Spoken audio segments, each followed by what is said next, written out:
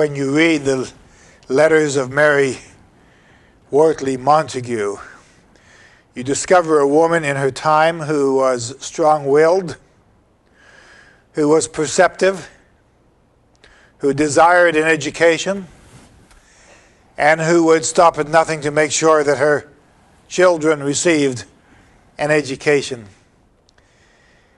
She was not about to live a quiet domestic life, although she did provide a strong domestic life for her husband. She was not about to stay in the background when there were diplomatic missions and her husband went to Turkey. She was a strong-willed woman, and a woman whom you're going to get to know in the next hour and a half. Lady Mary Wortley Montagu was the daughter of Evelyn Pierpont, Duke of Kingston, who was a member of the Whig aristocracy. This comprised the businessmen and the minor landholders. She eloped with Edward Wortley Montagu. Her family did like it, but finally they accepted it. And Montagu, who was involved in government affairs, became ambassador to Turkey from 1716 to 1718. Lady Mary Wortley Montagu describes life in Turkey and life amongst the women in Turkey. She also discusses smallpox vaccination. And she speaks about how the Turks developed a vaccination process and an immunization process that Lady Mary Wortley Montagu brought back to England. You have to understand that in the 18th century, people had large families, but half the children died before the age of 9. There were no solutions to measles. There were no solutions to polio. There were no solutions to childhood asthma or allergies. Furthermore, every family knew at least another close family member who had died by the age of 35 or 36. So you would find every family that had a husband and wife, one of whom was missing, an aunt and uncle, one of whom was missing. Consequently, the population was leveled. It wasn't until the microscope in 1685, it wasn't until microbes discovered in the blood enabled people to solve the Black Plague, and the last plague was in 1722. And it wasn't until people like Mary Wortley Montagu brought advanced medical practices to England that we began to experience the increase in population and the growth as we know it today. She wrote town eclogues, and she had a good relationship at one time with the poet Alexander Pope. But they had a falling out, and she began to refer to him as the wicked wasp of Twickenham.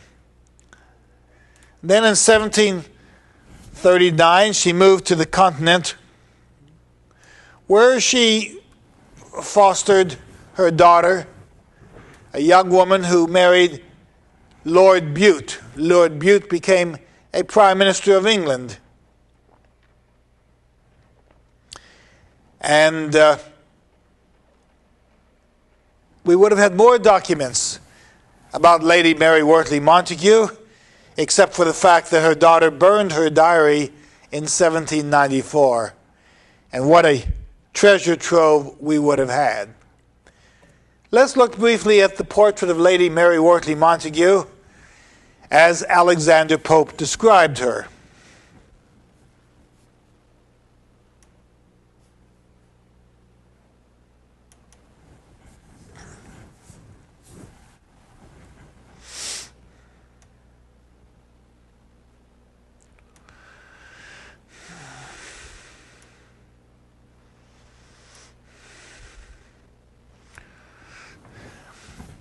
The poem was written in 1719, and Pope is trying to describe what kind of woman this is, this remarkable woman whom he has learned, whom he respects, and whose intellect he appreciates.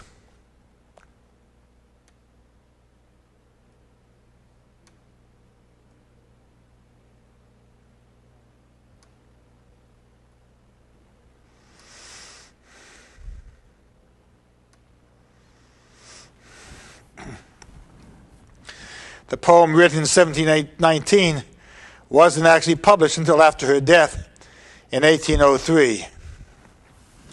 Here is Pope describing Lady Mary Wortley Montagu.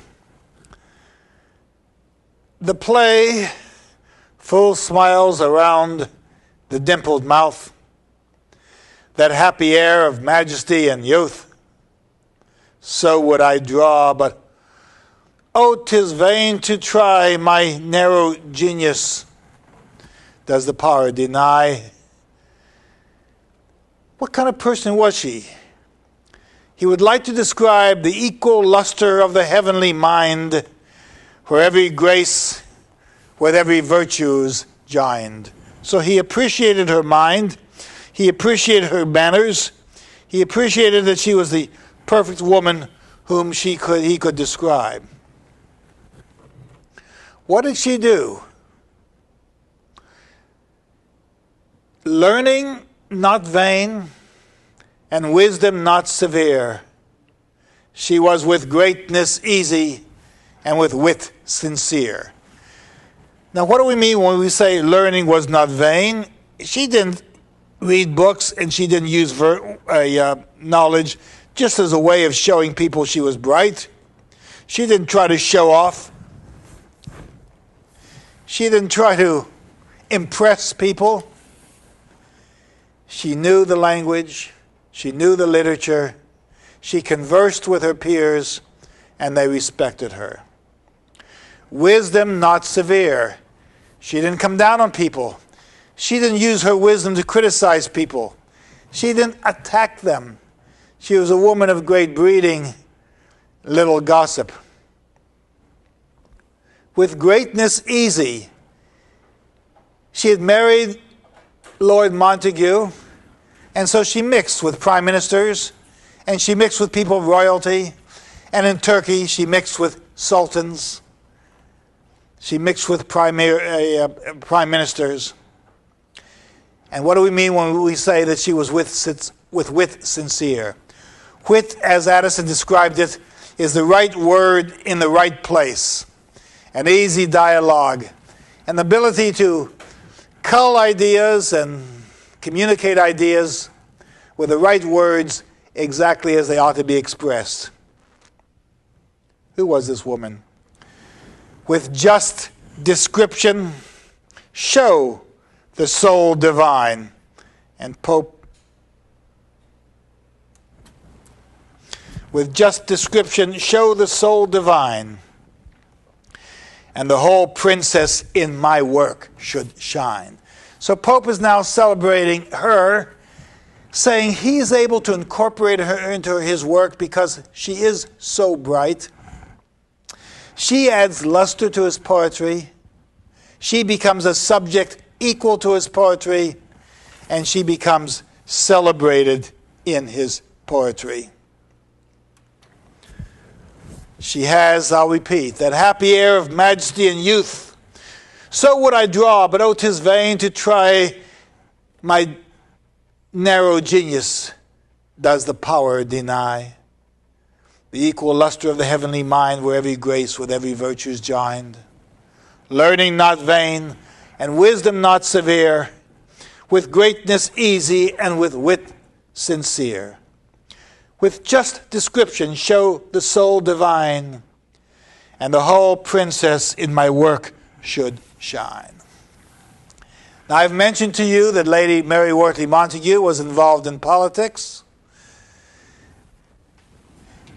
And she went to Turkey with her husband, where she studied the Turks and studied the way that they solved smallpox by taking mucus from the cows, implanting it into someone who would then suffer for a few days the encroachment of the smallpox disease until they build up an antibody to it and would no longer further be affected by it. Let's look what she says. Let's look at what she says about smallpox and how she describes what it is she discovered. In 1717, she wrote a letter to Sarah Criswell, and she says this: apropos of distempers, I'm going to tell you a thing that I'm sure will make you wish yourself here. Why be in England with primitive medicine when you can be in Turkey with some of the advanced medicine of the world? The smallpox, so fatal and so general amongst us, is here entirely harmless by the invention of ingrafting, which is the term they give it. What do? She describes who the doctors are who build up immunity against the smallpox. There is a set of old women who make it their business to perform the operation. Every autumn, in the month of September, when the great heat is abated, people send to one another to know if any of their family has a mind to have the smallpox. They make parties for this purpose. They get together. And when they are met, commonly 15 or 16 together, the old woman comes with a nutshell full of matter of the best sort of smallpox and asks what veins you please to have opened.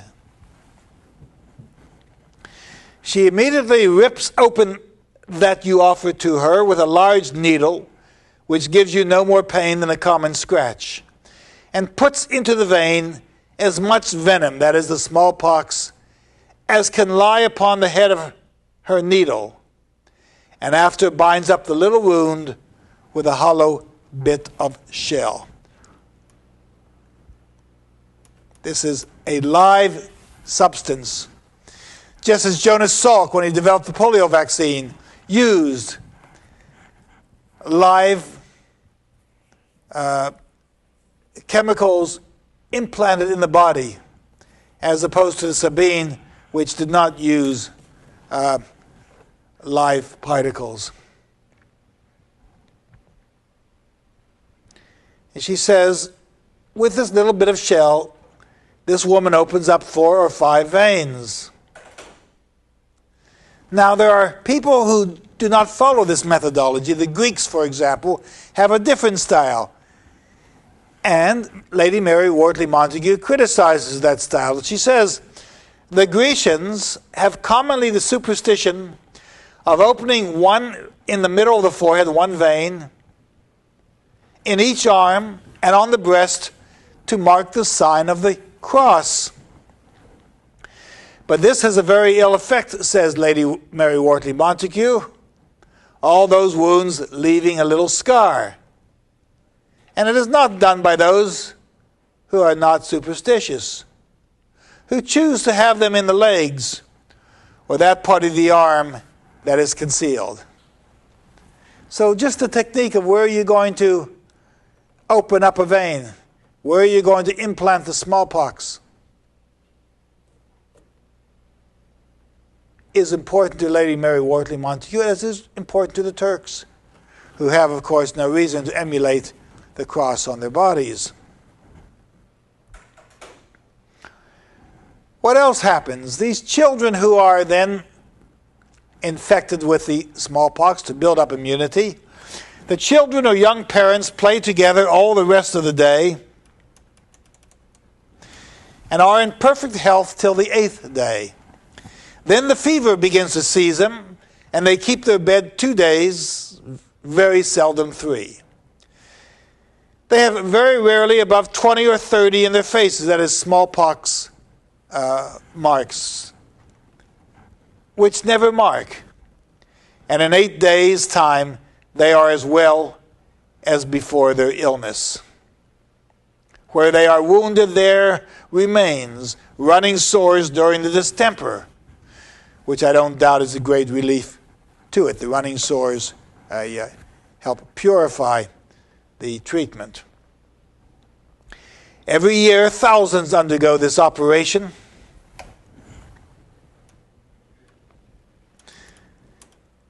And the French ambassador says pleasantly that they take the smallpox here by way of diversion as they take the waters in other countries. There is no example of anyone that has died in it. And you may believe, says Lady Mary Wortley Montagu, I am very well satisfied of the safety of the experiment, since I intend to try it on my dear little son. So she has no compunction, she has no difficulty in giving her children the treatment the Turks give theirs. Now she'd like to bring it to England. But she says this might pose a problem. And now she's going to become somewhat sarcastic about the doctors. She says the doctors don't want their patients to get well. They want them to stay sick so that they can make a lot of money off them. And here's the way she says it. I am patriot enough to take pains to bring this useful invention into fashion in England.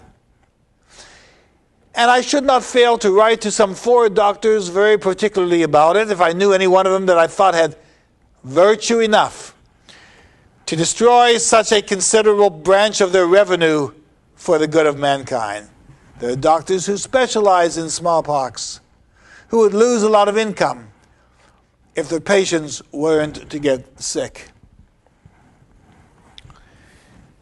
She goes on with her sarcasm, but that distemper is too beneficial to them not to expose all the resentment, the hardy wight that should undertake to put an end to it. She says people will object to those who want to find an antidote to smallpox. Perhaps if I live to return, I may, however, have courage to war with them. She's going to enter the conflict. She's going to criticize the doctors. She's going to talk to them directly about the need to save lives and to save the health and to save the appearances of patients by the Turkish method of engrafting and immunization. Upon this occasion, admire the heroism in the heart of your friend. Well, this is a rather remarkable woman. She recognizes in the countries, in Turkey, amongst the people, the antidote and the solution to a bad disease. Remember, Dryden speaks about Anne Killigrew. Anne Killigrew, a beautiful woman, caught smallpox that disfigured her face, and then she died of it. But she could have survived beyond the 20s had she known what Lady Mary Wortley Montagu was telling her people in this letter. Now, it's worth looking at some of the other letters that Lady Mary Wortley Montagu wrote. Epistolary writing is rather important. Of course, everyone hears of the epistles of the Bible. You hear of the epistles of Horace. An epistle is a rather long document that deals with a number of subjects, as opposed to a satire, which focuses very briskly on one single subject and tries to prove the point. So the epistle can cover a lot of areas, and she does in her letters. And I want to look at a few of them that we have on screen here.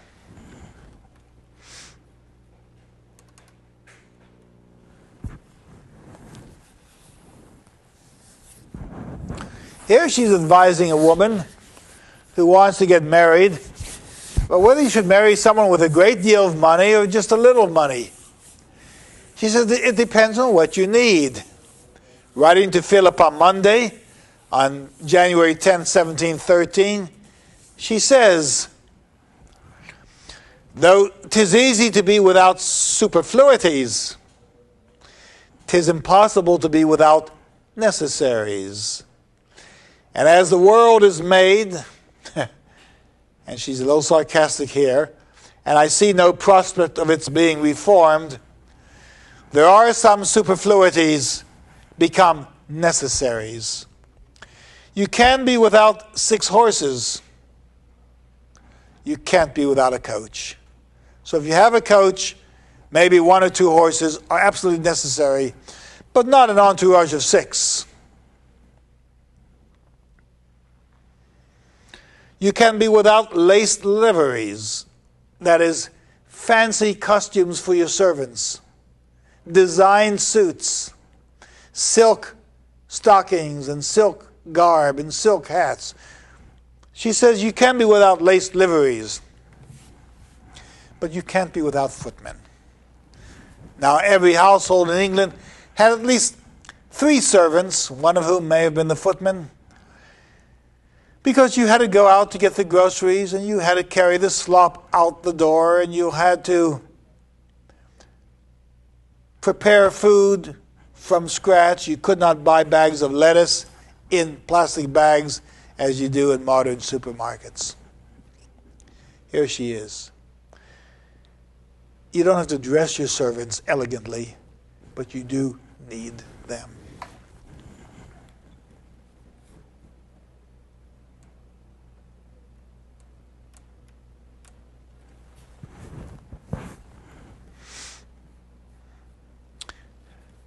Here she's talking about the kinds of women we find in society. And here she's being somewhat lighthearted, somewhat humorous, because she's talking about the way women keep 2 men, or men keep women. This is written to Lady Rich in Vienna in September 20th, 1716. It's a rather comical letter. But what you'll think very odd, the 2 sects that divide our whole nation of petticoats are utterly unknown. Here are neither coquettes nor prudes. And she's talking, of course, coming from... Just look briefly again.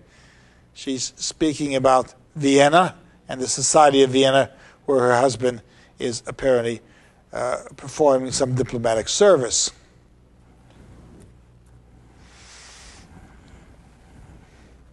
No woman dares appear coquette enough to encourage 2 lovers at a time. And I've not seen any such prudes as to pretend fidelity to their husbands, who are certainly the best-natured set of people in the world. Why are the husbands so good-natured? Because they look upon their wives' gallants as favorably as men do upon their deputies. They know their wives are going to have love affairs. But to some extent, these husbands, because they're good-natured, feel that this is either good exercise or good opportunities for their wives, and maybe it'll teach their wives something they should know. But of course, Lady Mary Wortley Montagu is being facetious. She's talking about the habit of men having mistresses and wives having lovers, and then living together as though neither knew of the other's paramours. It's a good bit of humor. She goes on to discuss these affairs.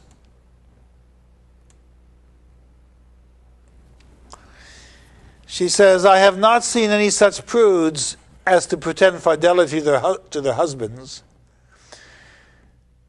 So these women who act prudish aren't faithful to their husbands. Their husbands are grateful that they have these other lovers, because they take the troublesome part of their business out of their hands. The troublesome part of the business is making love.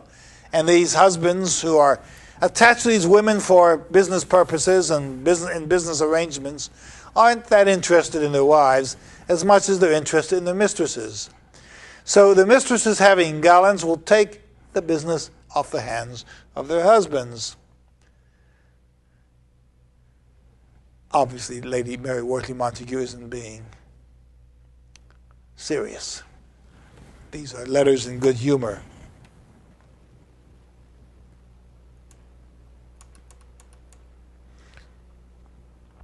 She goes on. In one word, 'tis the established custom for every lady to have two husbands, one that bears the name and another that performs the duties. And these engagements are so well known. See, these engagements are so well known that it would be a downright affront and publicly resented if you invited a woman of quality to dinner without at the same time inviting her two attendants of lover and husband, between whom she always sits in state with great gravity.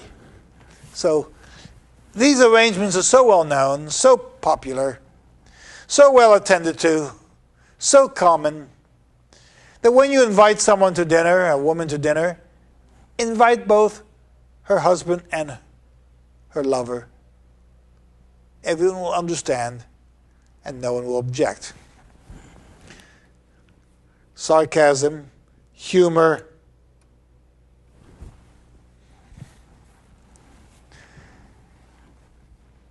enjoy her letters, enjoy her detail, enjoy her information, and enjoy her sense of humor. Here's a letter she has written to her daughter on July 10th, 1748, where she describes what her life is like.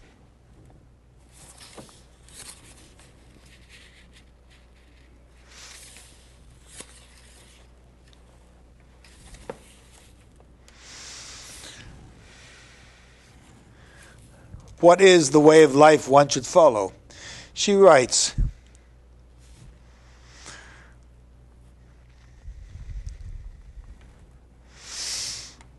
whoever will cultivate their own mind will find full employment. Whoever will cultivate their own mind will find full employment. You'll never be bored. You'll never be tired. You'll never have anything. You'll never feel as though you have to do something else. If you can employ your mind and cultivate your mind to absorb information, to absorb art, to absorb science, to absorb new invention, to look at new plays, to meet new people in an interesting manner, to cook different foods. Whoever will cultivate their own mind will find full employment. She goes on in this letter to say, there's nothing so like the education of a woman of quality as that of a prince. Every woman must demand education and must demand learning. Women are taught to dance and the exterior part of what is called good breeding, which they attain. They are extraordinary creatures in their kind and have all the accomplishments required by their directors. And she says she wants her granddaughters also to get the kind of education that everyone deserves.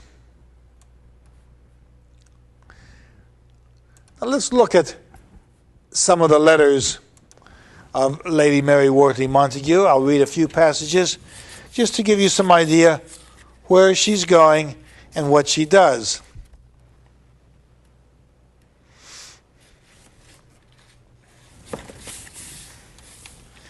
This letter she has written in 1748 from a place called Gotalengo.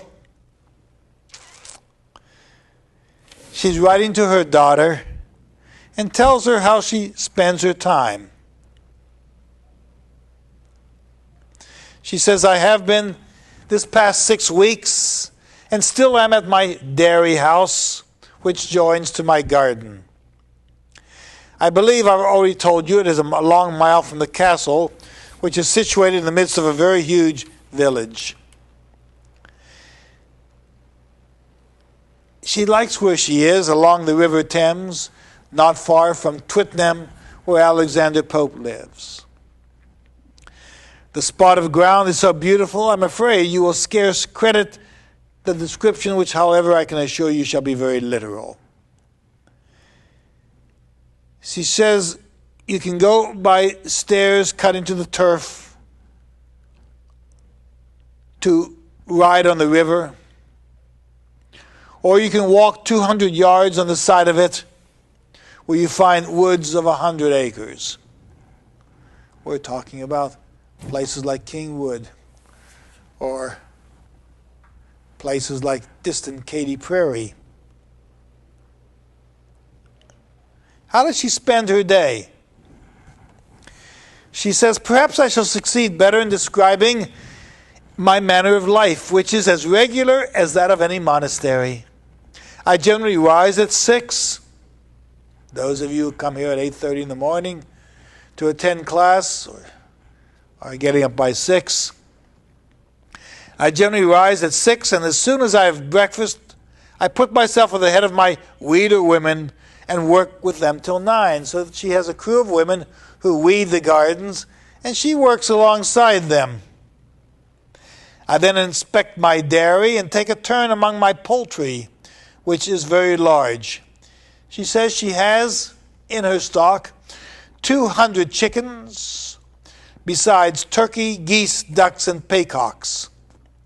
All things have prospered, she said, under my care. So she's a good governor. She also raises bees and silkworms. The bees produce honey, sugar. The silkworms produce fabric for clothing. My bees and silkworms, she says, are doubled, and I am told that without accidents, my capital will double in 2 years' time. She's going to make double her profit with these bees and with these silkworms. At 11 o'clock in the morning, she says, I retire to my books.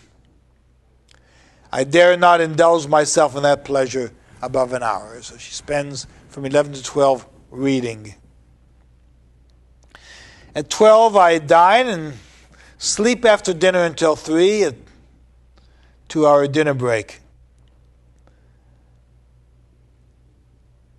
One evening, I walk in my wood where I often sup. I try to ride on horseback. I ride on a fisherman's little boat that serves me as a barge. And she has a fisherman row her on the River Thames. She says he and his son are my rowers without any expense, he being very well paid by the profit of the fish, which I give him on condition of having every day fish on the table. So she has her property has fish stock. She allows this fisherman and his son to gain the fish, but in return they help her sail the Thames. A woman of some ability, a woman able to get along, a woman of capable of meeting royalty and capable of meeting people at the lowest station of life. She's a woman of animation, intelligence, and she piques our curiosity. She had a relationship with other poets as well. I want to mention this relationship. She was friendly with Alexander Pope. And Pope gives us an interesting poem.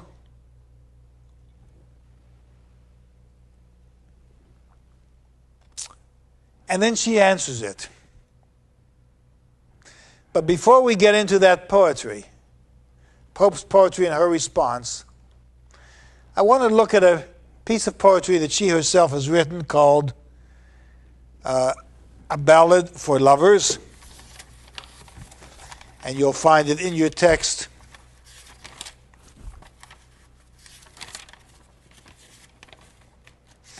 On page 778, The Lover, a Ballad. Let's look at that poem.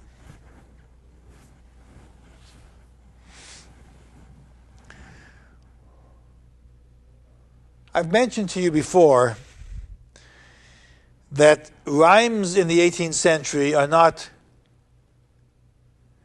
just quick words that come together or parallel each other.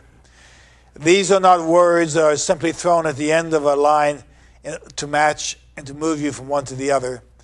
The lines actually carry the themes of the poem.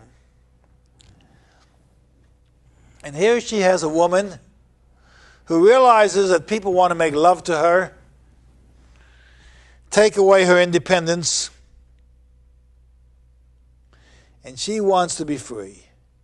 She wants to exert her own influence. She wants to set the pace. And this poem is divided into 6 stanzas. The first stanza is an expression of love, the man's love for the woman and how she's going to deal with it. The second stanza talks about rational love. You've got to be rational when you make love. The third stanza deals with a faithful and decorous lover. Someone who's faithful, and such people are not always available. The third stanza deals with companionship and ardor. That means when, of course, people become very, very passionate about each other. And the poem intensifies in relationships. The fifth deals with chaste love. You can entertain love, but it's got to be honest and it's got to be pure. And the sixth stanza deals with prudence and faithfulness. How can you both be faithful and prudent? Why give yourself away recklessly when you must respect yourself? And also, as a woman, assert your authority. Let's go back and look at these stanzas. First of all, the expression of love. We know, just look at the rhymes. Someone wishes to press himself against a female breast. If there's blame, someone may suffer shame. But we're all going to celebrate love because we are young. And the poem is humorous. So those are the basic themes of the first stanza. Let me read you the poem. At length, by so much importunity pressed, take Molly at once the inside of my breast. The lover is coming on to her. This stupid indifference so often you blame is not owing to nature, to fear, or to shame. She says she's going to be a little bit aloof in this affair. I am not as cold as a virgin in lead, nor is Sunday's sermon so strong in my head. I'm not going to ward you off. I'm not going to forbid you from doing what you want. I know what you want, she says. I know but too well how time flies along, that we live but few years, and yet fewer are young.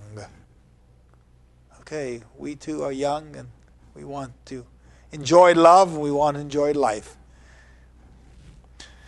The next stanza talks about rational love. Notice the words. You want to buy joy? You want to find a way to have us joined? Well, let's not be stupidly vain. Let's not give each other pain. Let's work this thing out. Work out these ideas. She says, but I hate to be cheated and never will buy long years of repentance for moments of joy. I'm not going to feel sorry about what I'm going to do the rest of my life. Let's take it easy. Was there a man, but where shall I find good sense and good nature so equally joined? Would value his pleasure. I want someone who will enjoy himself. Contribute to mine. I want him to think about me and think honestly about me. Not meanly would boast nor lewdly design. I don't want someone who's just after me for my sexual appeal. I don't want someone who's over severe or stupidly vain. For I would have the power, though not give pain. I would like to enjoy love, but I don't want to hurt anybody. Let's think this thing through. Let's be rational. Next, what kind of lover do you want? You want a lover who is free, a lover you can trust, and one whom you can pay respect to. Stanza 3. No pedant yet learned, nor rakehelly gay or laughing because he has nothing to say. I don't like people who pretend they're learned. I don't like people who seem to be happy all the time but have nothing to say. No pedant yet learned, not rakehelly gay or laughing because he has nothing to say. To all my whole sex, obliging and free, yet never be fond of any but me. I want you to enjoy other people of the sex, but I want you to be mine. In public, let's be very prudent, very careful, very judicious in public. In public, preserve the decorums are just, and show in his eyes he is true to his trust. Then rarely approach and respectfully bow, yet not fulsomely pert, nor yet foppishly low. By the way, the words all rhyme, you know. You just have to think Irish, and sometimes you miss it. Then rarely approach and respectfully bow, yet not fulsomely pert, nor yet foppishly low. The fourth standard talks about the kind of companionship you want with someone you love.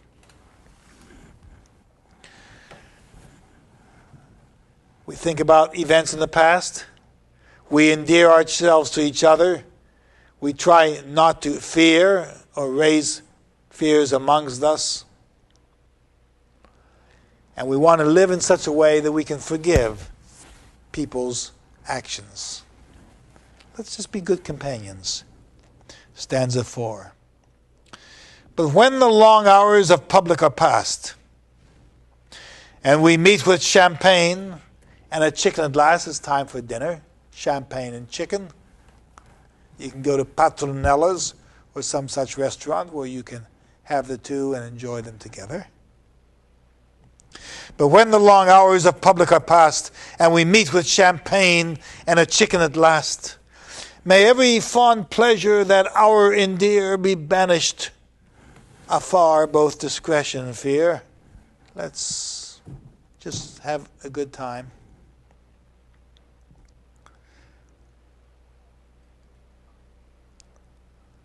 Forgetting or scorning the airs of the crowd, he may cease to be formal and I to be proud. We get along so that he no longer has to be formal, I no longer have to put up airs.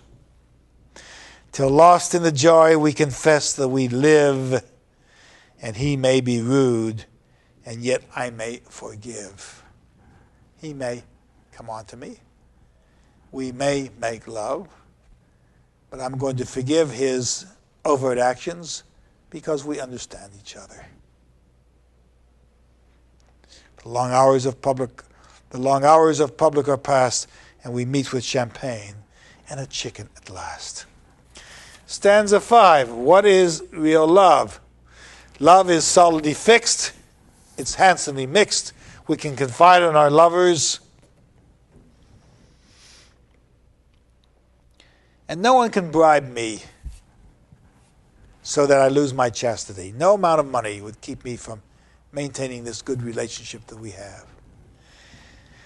Stanza 5. And that my delight may be solidly fixed, let the friend and the lover be handsomely mixed. We want people who graduate from the university. We want people who have taken good courses. We want people who have shown they can be a good companion.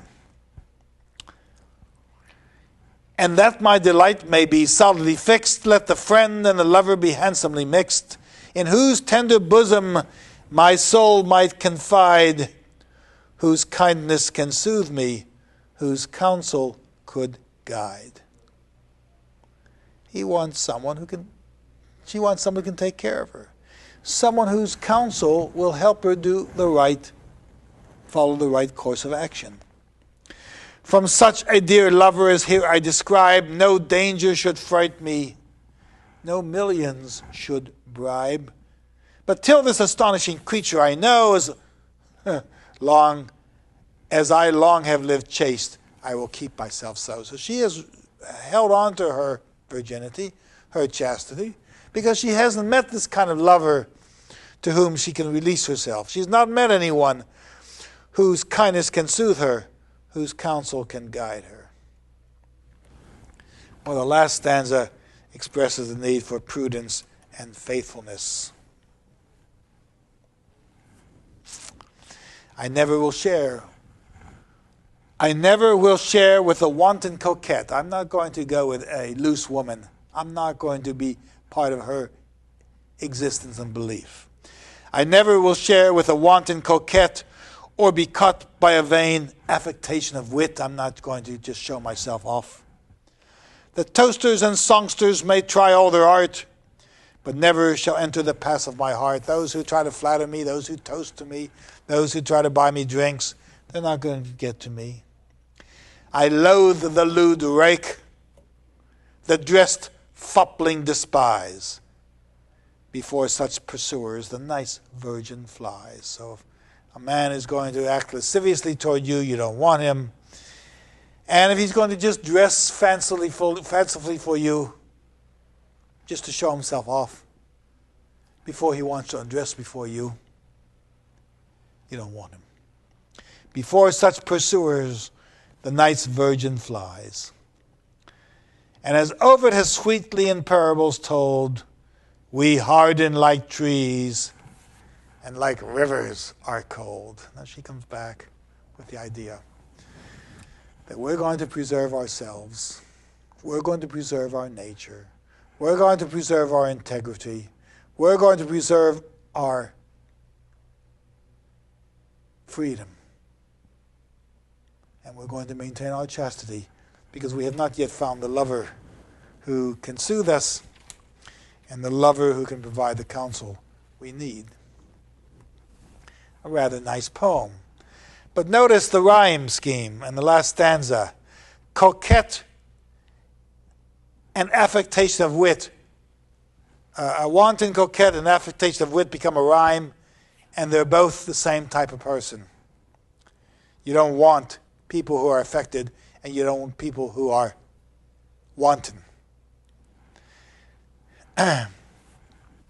Secondly, they can press their art on your heart. They can use all kinds of artificial means to get to you. It won't work.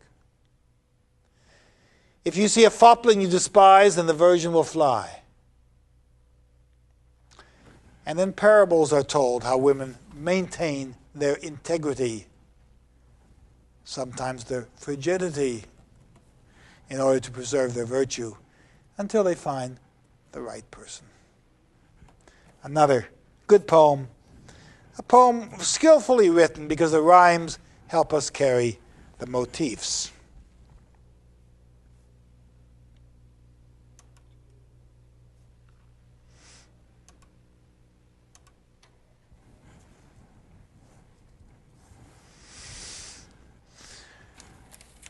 Lady Mary Wortley Montagu knew Jonathan Swift.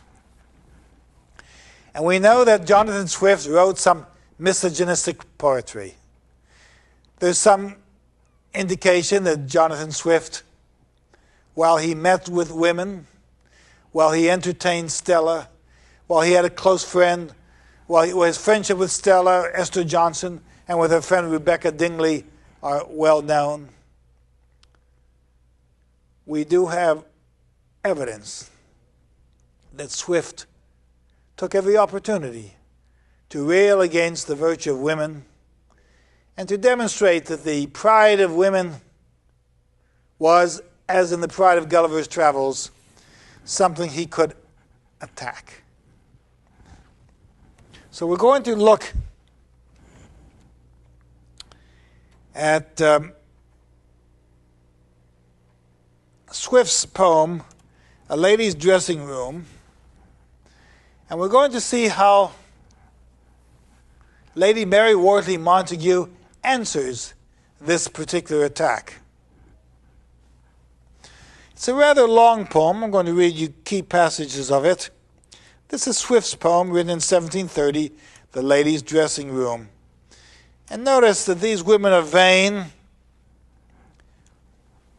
but if you see them in their own rooms, if you see the way they look under a natural context, if you see them without makeup, if you see them without fine clothes, you'll see that these women, like all women, are just human beings living the life of mortals, suffering the deprivation that mortals suffer,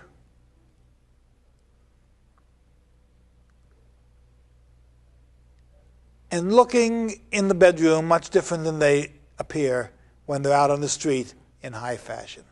Swift takes every opportunity to tear these women down.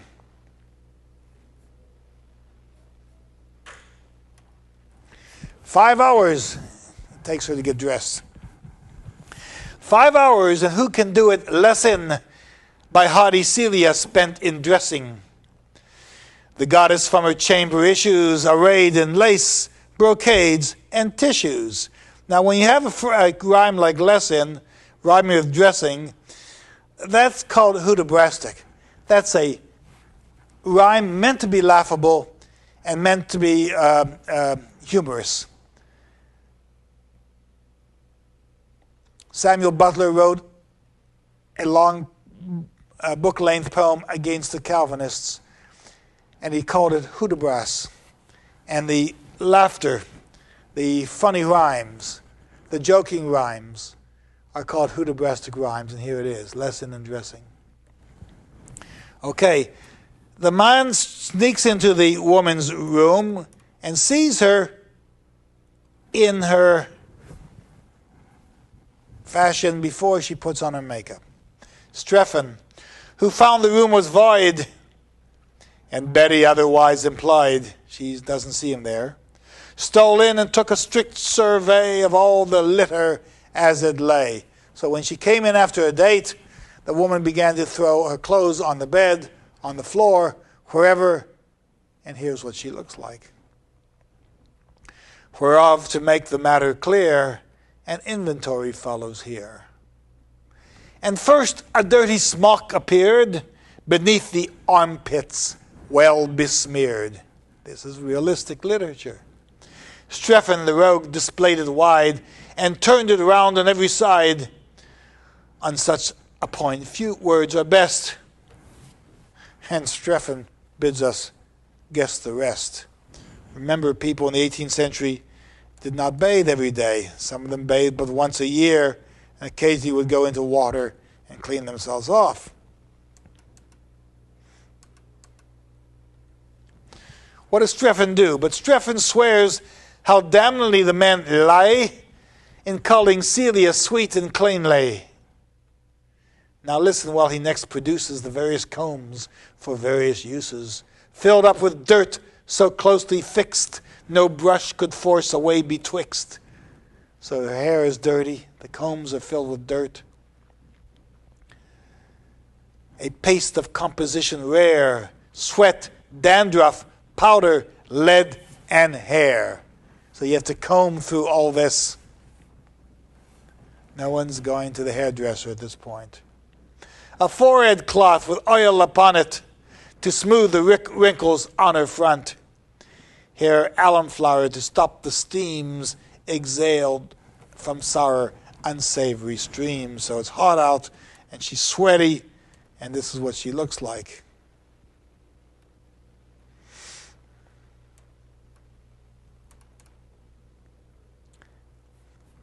How is she going to clean herself off? She's going to rub off this makeup that she's put on. She's going to scrape off the lead on her face. She's going to remove the red color from the petunias that have been crushed to give her the color on her cheeks. Here galley pots and vials are placed, some filled with washes, some with paste,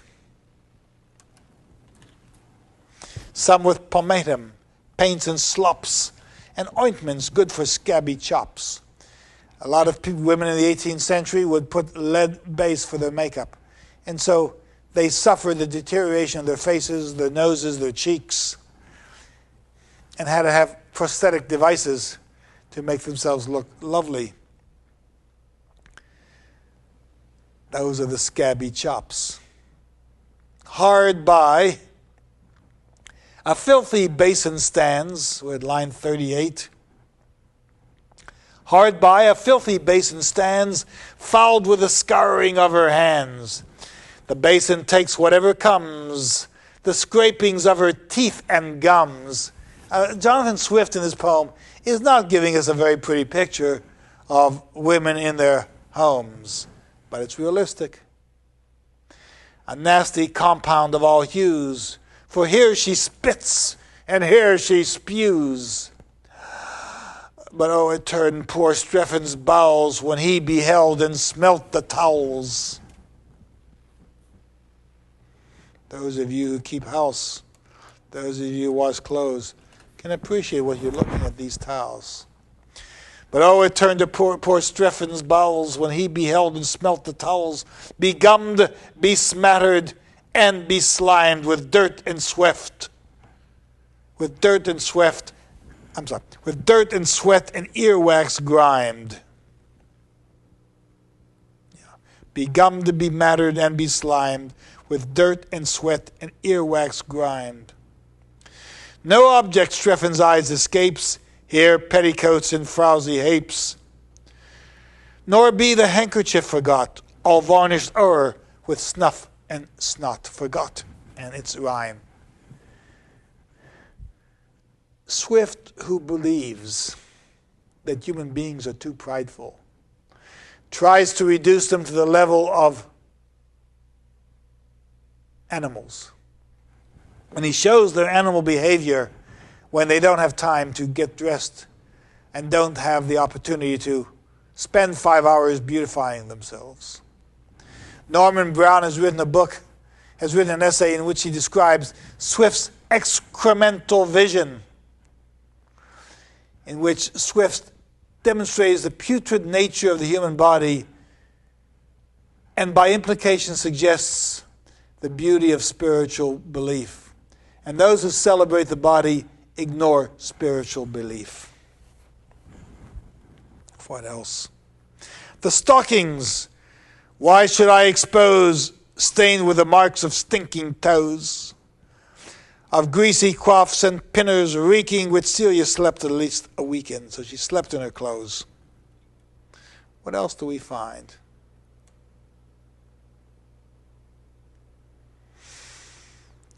She has body worms, and they come out of her nose, and they come out of pimples on her face. The virtues we must not let pass of Celia's magnifying glass. When frightened Streffen cast his eye on it, it showed the visage of a giant, a glass that can to sight disclose the smallest worm in Celia's nose. Well, he's getting a little surprised. How much are you going to say, says Swift.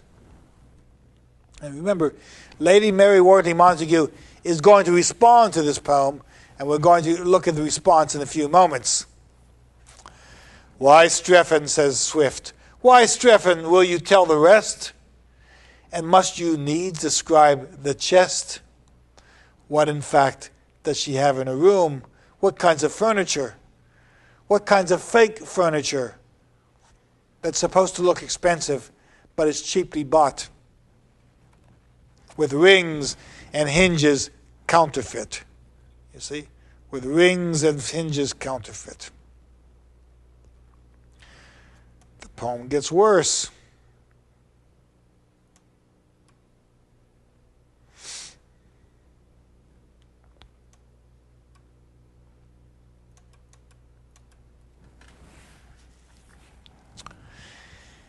Look at line 99.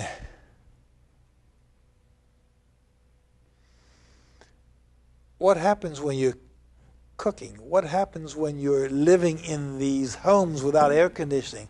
What's happening when you're living in the cold of the winter and the heat of the summer? What's happening when you're trying to supply a family with food and you don't have modern furnaces and you don't have gas and you don't have coal? 99. As mutton cutlets, prime of meat, which though with art you salt and beat, as laws of cookery require, and toast them at the clearest fire.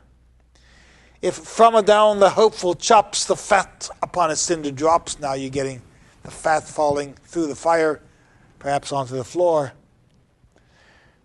To stinking smoke it turns the flame, poisoning the flesh from which it came, and up exhales a greasy stench, for which you curse the careless wench. Well, even cooking is not the kind of delight you see on television. But here comes the worst of it. This whole area sends up an excremental smell to taint the parts from whence they fell. The petticoats and gowns perfume which waft a stink around every room become evidence of this woman's decadence and the decadence of the human being without spirit, when clothing, cooking, and pride take over and ignore the religious spirit. Thus finishing his grand survey, we're about line 15, thus finishing his grand survey, disgusted Strephon stole away, repeating in his amorous fits, oh, Celia, Celia, Celia shits. And it becomes reality. These beautiful women, these beautiful people are mortal. And they too suffer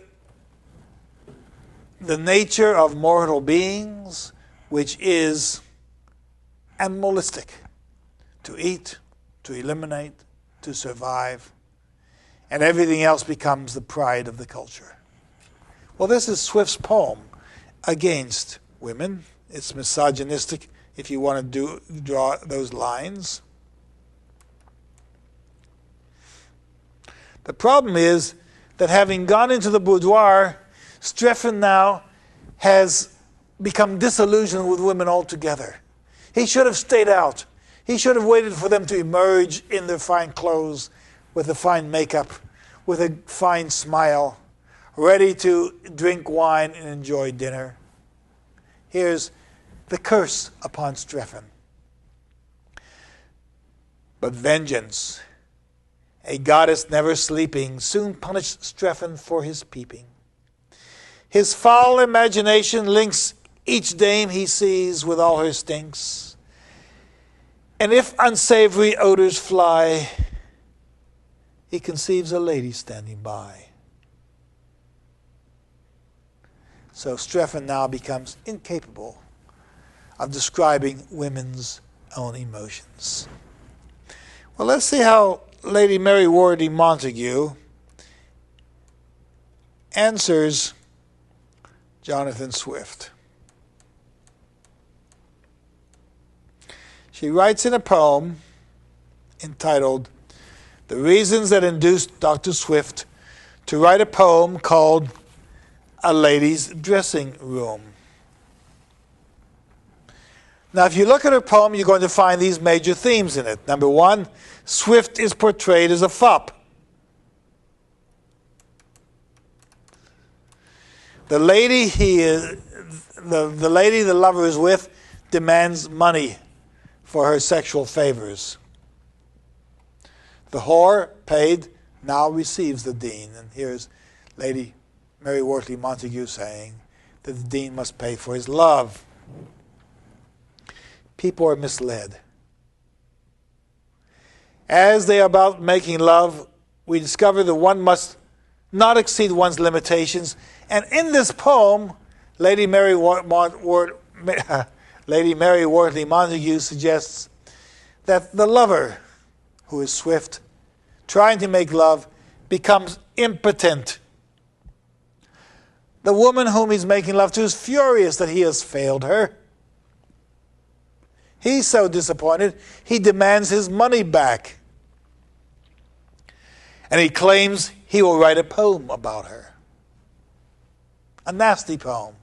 An attack on her virtue because of his own limitations and his own failings. And she concludes the poem by saying she hopes he writes a poem because she can use the paper that he's written on in the toilet when she needs it. Well, it's a pretty stinging response to Swift's poem. But let's see what she actually says. Dean Swift was considered a doctor of divinity. Jonathan Swift, the minister, the Anglican Dean of St. Patrick's in Ireland, is considered a doctor of divinity. So she begins the poem.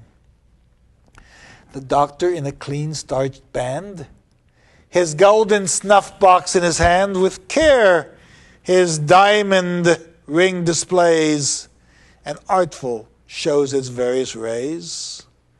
While grave he stalks down such and such street, his dearest Betty, you don't want to know her last name, to meet, because she's going to have this love affair. Now, he's been waiting for a long time to be with her. Long had he waited. Now this is Lady Mary Wortley Montagu ridiculing Swift's poem to the lady. And she measures up pretty well here. Long had he waited for this hour, nor gained admittance to the bower, had joked and punned and swore and writ, tried all his gallantry and wit, had told her oft what part he bore in Oxford schemes in days of yore. And Oxford is Robert Harley, the prime minister that Swift was aligned with during the War of the Spanish Succession until the Tories were booted out of power. And here is Swift telling her all about his political machinations.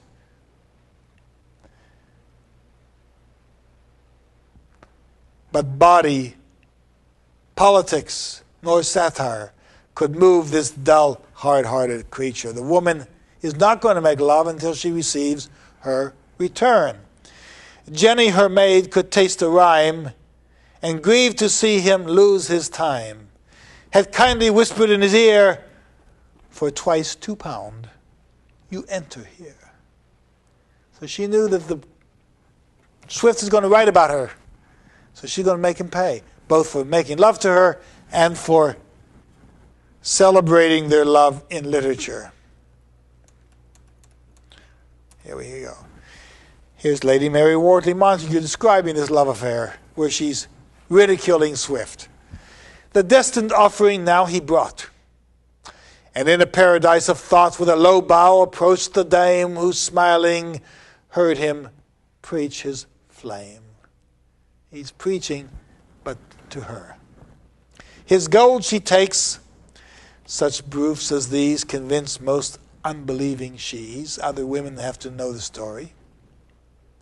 And in her trunk rose up to lock it, too wise to trust it in her pocket. If she has a client, she's going to lock up the money for fear that the client might steal it from her when he leaves. And then returned with blushing grace, expects the doctor's warm embrace. Now, Lady Mary Wortley Montagu is certainly turning it on Swift at this time. And it's a poem that attacks his misogyny. She wrote the poem in 1732, and Swift had about 13 more years to live, so he probably read this. Or he might have read it in manuscript, if not published during the time. All right, what happens? She expects the doctor's warm embrace, but now is the proper place where mortals stare me in the face, and for the sake of fine expression, I'm forced to make a small digression. And she suggests that the events don't always move along quite the way you thought they should. She says, men find their talents still mistaking. The stutterer fancies his is spaking. So the stutterer thinks he's saying something, but he's really not. With admiration oft we see hard features heightened by toupee. People will elevate their style and their character by wearing a toupee. The bow affects the politician. Wit is the citizen's ambition. And then she attacks Alexander Pope.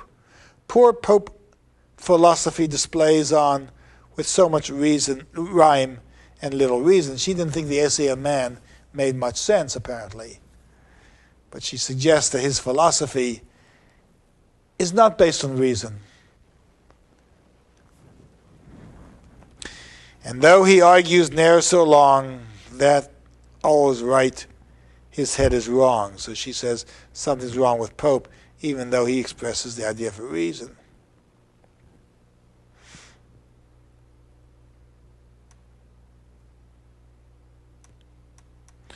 Now we move to the end of this poem, where Lady Mary Wortley Montagu is discussing and attacking and laughing at Jonathan Swift's misogyny, as well as his satirical poetry, and of course his inability at this point to make love, she says. The reverend lover with surprise peeps in her boobies and her eyes.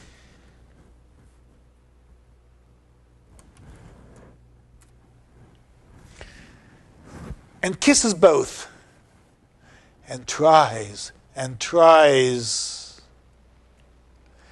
The evening in this hellish play, beside his guineas thrown away, provoked the priest to that degree he swore, the fault is not in me. He's blaming her for the fact that he is impotent. Your damned close stool so near my nose, your dirty smock and sinking toes. She's using the words from his poem to attack him and declare the fact that he, like Strephon, now can no longer endure women because they've spent too much time castigating the virtue of women. Your damned close stool so near my nose, your dirty smock and stinking toes would make a Hercules as tame as any bow that you can name. So making Hercules tame, of course, is the idea of taming one's arousal. The nymph, grown furious, roared, by God, the blame lies all in 60 odd. You're 60 years old. It's your fault. Don't blame me. And scornful, pointing to the door, cried, fumbler, see my face no more. A remarkable poem. Lady Mary Wortley Montagu turning on Swift, his own theme, his own poetry, his own thoughts, his own diction, his own attack, and his own failure. Read the poem. Read Lady Mary Wortley Montagu's prose. Read the letters, and you will have insight into a most remarkable woman of the 18th century. Thank you.